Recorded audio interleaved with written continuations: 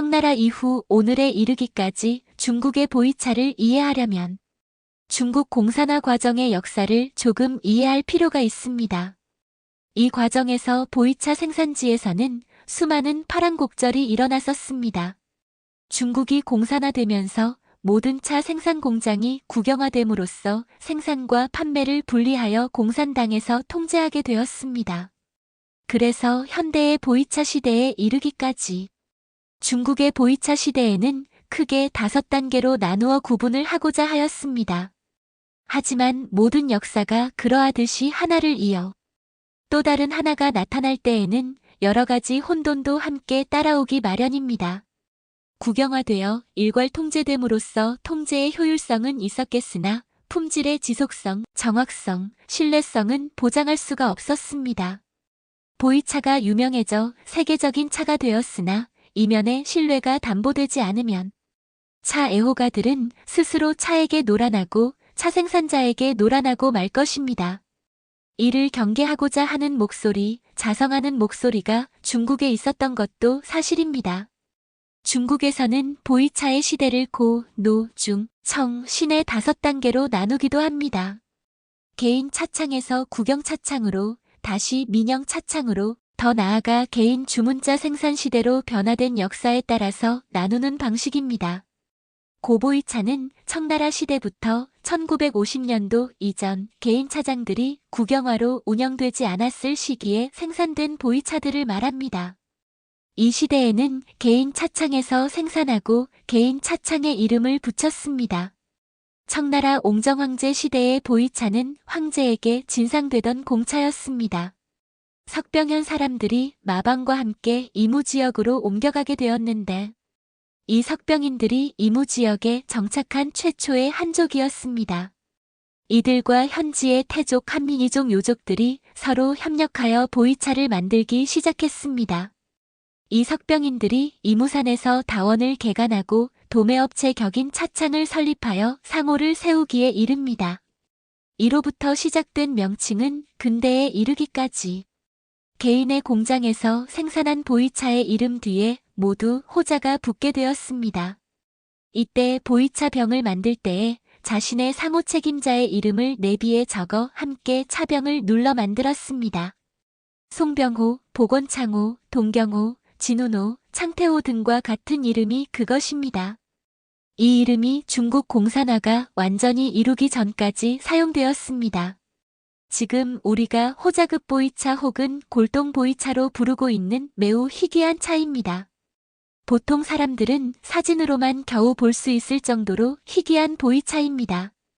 근래에 홍콩 경매사에서 송빙호 7편 한 통이 22억에 낙찰된 사례가 있었습니다.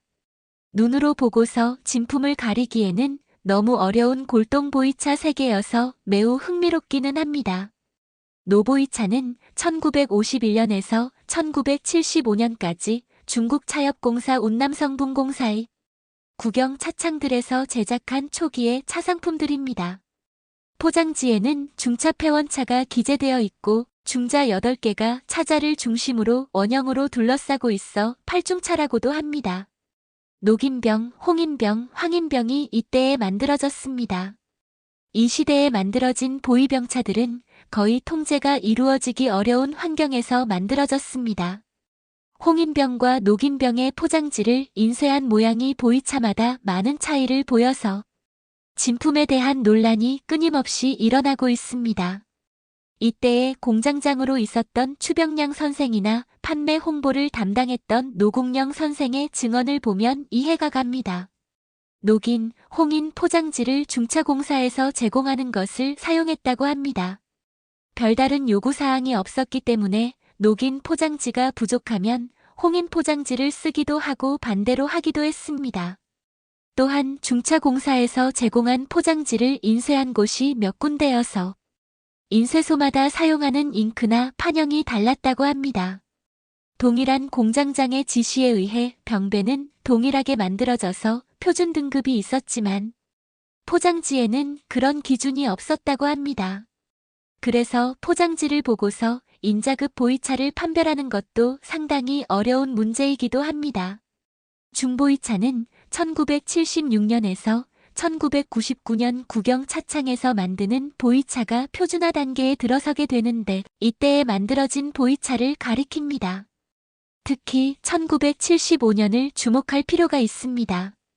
7542가 처음 만들어졌던 1975년도에 보이차 역사에 획을 긋는 일이 생기게 됩니다. 포장지에는 운남 칠자병차가 기재되어 있습니다. 이러한 시대에 국영 맹해 차창에서 7542, 7532, 7572와 같은 칠자병차를 출시하였습니다. 1980년대 후반 중국 차엽공사 운남성 분공사에서 일괄 구매와 일괄 판매의 내부 규정을 폐지하면서부터 국영 차창들이 민간으로부터 자유롭게 주문을 받고 수출하는 시대가 열렸습니다. 중국 땅에도 자유의 바람이 서서히 일어나서 차창들끼리도 경쟁하는 시대가 시작되었습니다. 청보이차는 2000년에서 2010년 사이 보이차의 국영 차창들이 완전히 민영화된 시기에 만들어진 보이차입니다. 차창이 민영화되면서 국영 차창의 직원들이 자체적으로 작업장을 설립하거나 투자자가 건립한 차창으로 이직을 하게 됩니다. 1999년경에 맹해 차창에서 나온 추병량 선생은 해만 차창을 설립하여 여러 유명한 보이차를 만들기 시작했습니다. 하지만 20년간에는 춘추전국시대 마냥 수 많은 브랜드와 다양한 상품들이 등장하게 됩니다. 신보이차는 2011년 4월 운남성 농업청에서 보이차 원산지 증명 및 국가 지리적 표시, 보호 제품의 마크 제도를 시행한 뒤에 등장한 차세대의 보이차들입니다. 지금은 수많은 차 애호가들이 관광도 가고 차 생산자와 협업하여 개인 브랜드의 차를 만들기도 하여 다양한 판매 플랫폼을 통해서 판매를 하는 시대가 되었습니다. 보이차의 역사를 돌아보면서 가슴 깊이 떠오르는 말이 있습니다.